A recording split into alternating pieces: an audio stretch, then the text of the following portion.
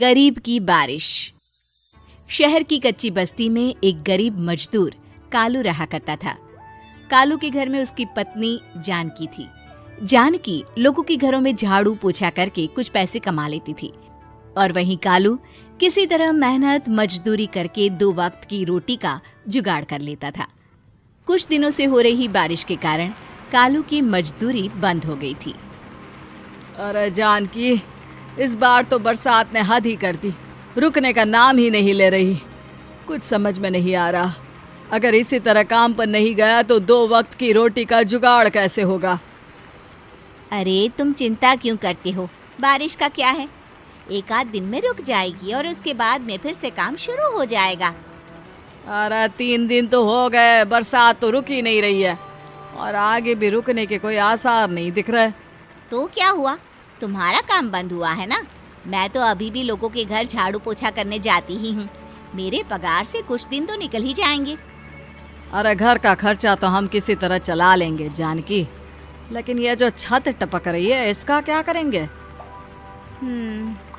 ये बात तो आपकी सही है।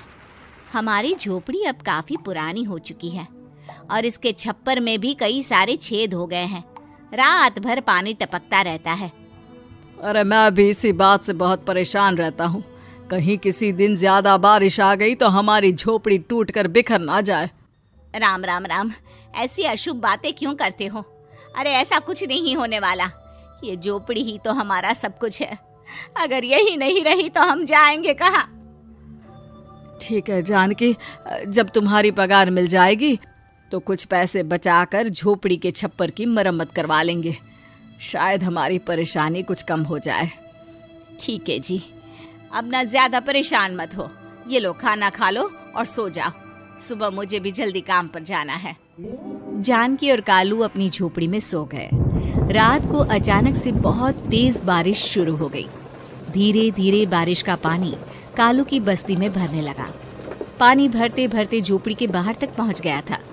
सुबह के वक्त जब कालू और जानकी सोकर उठे, हे भगवान, ये क्या हो गया? बारिश का पानी तो हमारे घरों तक पहुंच चुका है।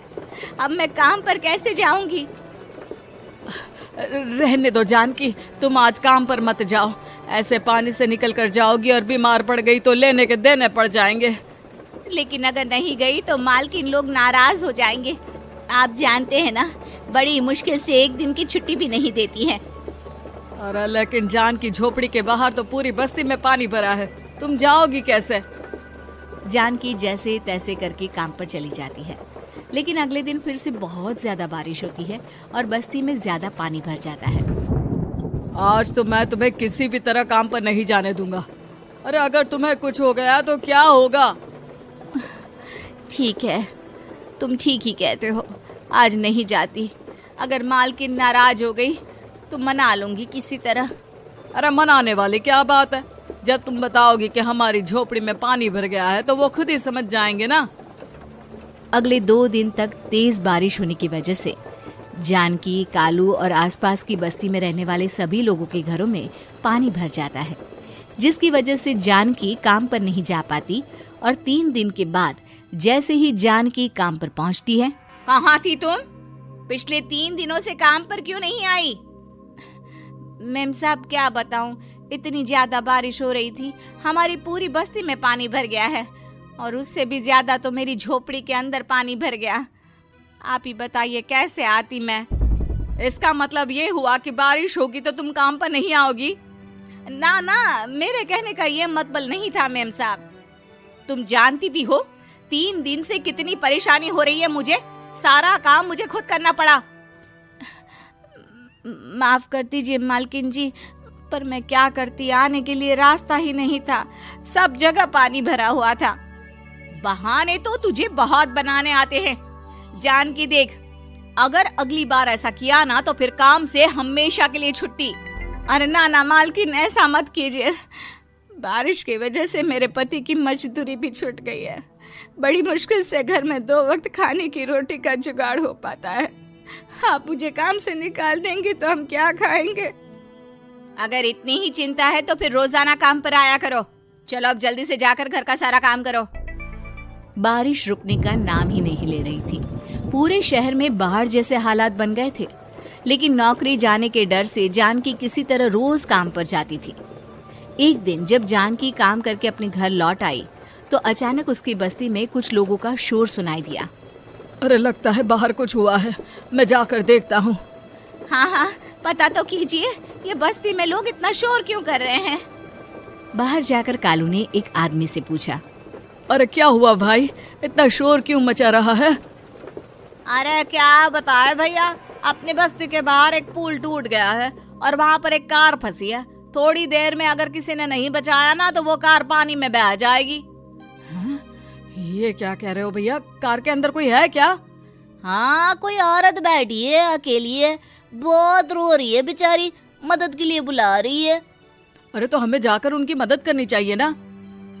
अरे लेकिन इसमें बहुत खतरा है, हमें अपने आप को बचाना चाहिए, पानी कभी भी हमारी बस्ती की तरफ आ सकता है। अरे तुम्हें नहीं चलना तो मत चलो, लेकिन मैं तो जाकर उस औरत की मदद जरूर करूंगा। कालू उस जगह पर पहुंचता है जहां वो औरत कार में फंसी हुई थी। वहां पर पानी का बहाव बहुत तेज था और सारा पानी कालू की बस्ती की तरफ ही आ रहा था। कालू ने एक बड़ी सी रस्सी को पेड़ से बांध दिया और दूसरे सिरे को कार की तरफ फेंक दिया और उस औरत को रस्सी के सहारे बाहर आने के लिए कहा। तभी वहां जानकी भी दौड़ती हुई आई। अरे ये तो मेरी मालकिन है, जिनके यहाँ मैं काम करने जाती हूँ। अरे मैडम जी, आप डरिएगा मत, आपको कुछ नहीं होगा। आपकी गाड़ी को भी मैंने रस्सी से बांध दिया है। थोड़ी देर में पानी का बहाव कम हो जाएगा, फिर हम आपकी कार को भी बाहर निकाल लेंगे। क्या तुम जानकी के पति हो? हाँ, जानकी मेरी ही पत्नी है, आपके यहाँ काम करती है ना। लेकिन मेम साहब, आप यहाँ पानी में कैसे फंस गई? अब क्या बताऊं, मैं अपनी सहेलियों के साथ पिकनिक पर गई थी, वहीं से लौट रही थी। अचानक पानी का बहाव तेज हो गया और मेरी गाड़ी फंस गई। अरे कोई बात नहीं मालकिन, अब ना आप बिल्कुल सुरक्षित हैं। मैं तो बहुत बुरी तरह डर गई थी, कब से मदद के लिए चिल्ला रही थी, लेकिन कोई मेरी मदद के लिए नहीं आया। भला हो तुम्हारा पति का जिसने मेरी जान बचा ली। लेकिन जानकी, मैंने तुम्हारे साथ बहुत गलत व्यवहार किया। इतने खराब मौसम और बाढ़ में भी तुम्हें काम पर आने के लिए कहा, नौकरी से निकालने की धमकी भी दी, और तुमने मेरी जान बचाई। मुझे माफ कर दो। अरे कोई बात नहीं मालकिन, आपकी जान बचाना तो हमारा धर्म था। देखो जानकी, तुम्हारी झोपड़ी में जो भी नुकसान हुआ है उसके लिए मैं तुम्हें पैसे दूंगी। आज तुम्हारे पति ने मेरी जान बचाई है और आज के बाद मैं तुम्हें कभी भी नौकरी से निकालने की धमकी नहीं दूंगी। आज मैं तुम्हारी परेशानी को अच्छी तरह समझ चुकी हूँ। हम जैसे पैसे वाले लोगों के लिए अपने घर में बैठकर बारिश का मजा लेना बहुत आसान है, लेकिन तुम गरीब लोगों के लिए बाढ़ और बारिश काफी परेशानी खड़ी कर देते हैं। ये बात मुझे आज अच्छी तरह समझ आ गई है। आपका बहुत बहुत धन्यवाद मालकिन।